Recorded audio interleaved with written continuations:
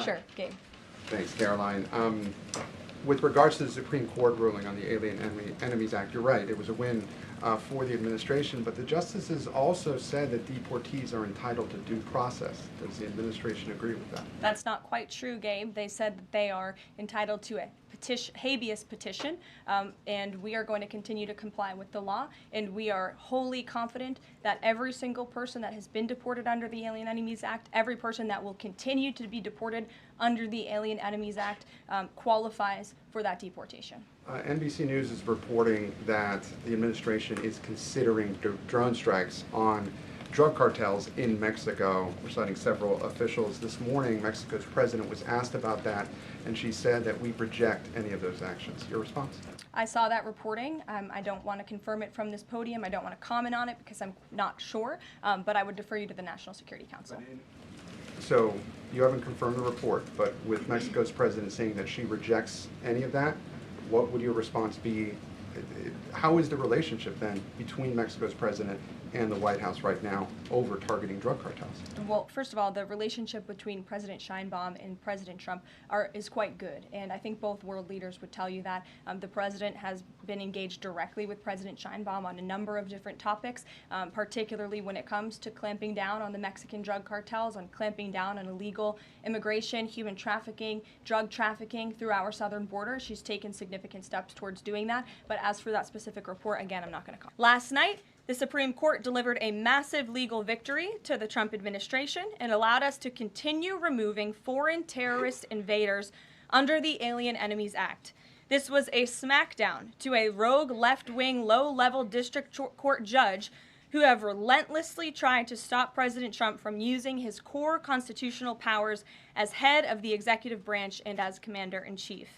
The highest court in the land made it clear that the President of the United States has the power to protect our homeland and forcibly remove foreign terrorists who pose a grave threat to families and communities. Thank you to the Supreme Court for upholding the rule of law and protecting the Constitution. Our message to the monster Tren de Aragua and MS-13 terrorists still hiding illegally inside our country is clear. Deport yourself now, or you will be locked up and sent back to your home country. On another matter, the historic Liberation Day announcement last week by President Trump made it very clear that the era of American economic surrender is over. President Trump is no longer going to allow American workers and companies to be ripped off at the hands of foolish trade practices that shipped away millions of high-paying jobs and hollowed out communities across the country. It's America first, all the way. And despite fear-mongering by the media, the world is clearly responding to President Trump's approach. Just yesterday, President Trump held a bilateral meeting with Israeli Prime Minister Benjamin Netanyahu here at the White House. The Prime Minister pledged to immediately eliminate America's trade deficit with Israel and remove their trade barriers. Israel's proactive approach should serve as a model for the rest of the world. Also yesterday, the President spoke with Japan's Prime Minister, who wants to negotiate as well. The President also spoke to the acting President of South Korea this morning.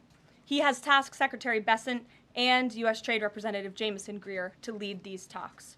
In total, since the Liberation Day announcement, nearly 70 countries have already reached out to the President to begin a negotiation.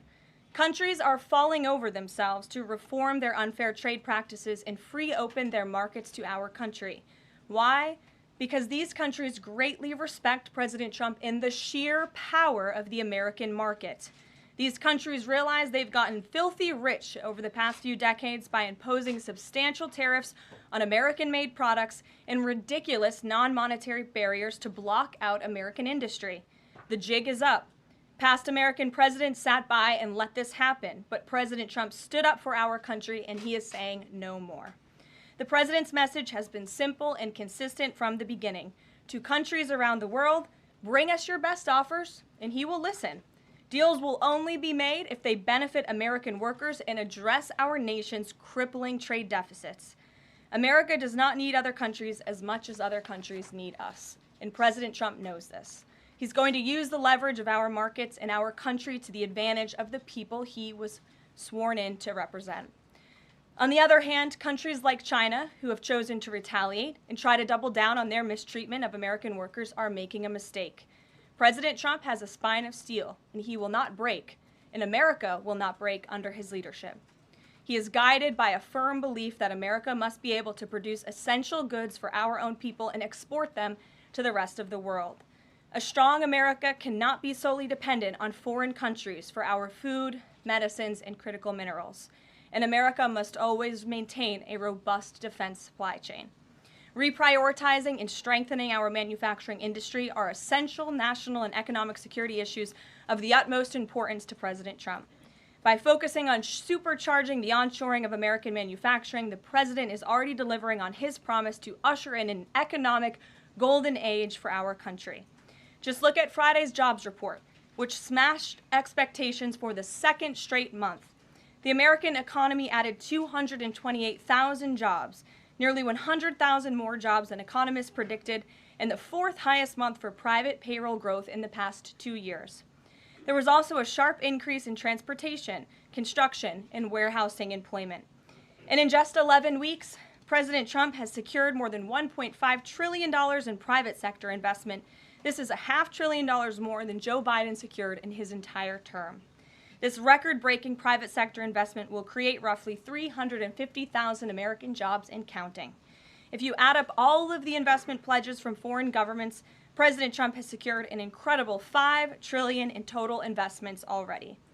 In the months ahead, President Trump's pro-growth economic agenda will be fully realized. The largest deregulatory effort in American history is underway. Unnecessary, burdensome, costly red tape is being eliminated by this entire federal government every day, driving down costs and massively boosting small businesses. So far, President Trump's deregulation effort has already saved Americans more than $180 billion, equivalent to $2,100 per family of 4. The president's drill baby drill energy agenda, which he will discuss later this evening in the East Room, is capitalizing on the abundance of natural resources under our feet to generate more affordable electricity, cheap gas, and quality new jobs. All of this will combine to end the Biden-imposed cost of living crisis that's absolutely crushed American families. Under President Trump, the American energy industry will lead the globe over the next century, delivering lower prices and significantly strengthening our country's economic position. At the president's direction, Republicans in Congress are working quickly to pass one big, beautiful bill, which will also include the largest tax cut in American history. As President Trump has said, the House must pass this budget resolution quickly. Ed, go ahead. As promised. Yes, thank you.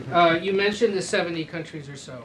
I'm curious, though, under what conditions at this point would President Trump talk to President Xi about tariffs? Look, I just spoke to the president about this, and he believes that China wants to make a deal with the United States. He believes China has to make a deal with the United States. It was a mistake for China to retaliate. The president, when America is punched, he punches back harder. That's why there will be 104% tariffs going into effect on China tonight at midnight. But the president believes that Xi and China want to make a deal. They just don't know how to get that started. And the president also wanted me to tell all of you that if China reaches out to make a deal, he'll be incredibly gracious, but he's going to do what's best for the American people. So China has to call first? The Chinese want to make a deal. They just don't know how to do it. But the president will be implementing these 104% tariffs on China tonight. And under what conditions might he consider lowering tariffs on China at this point? It would be imprudent of me to tell you those conditions here from the podium.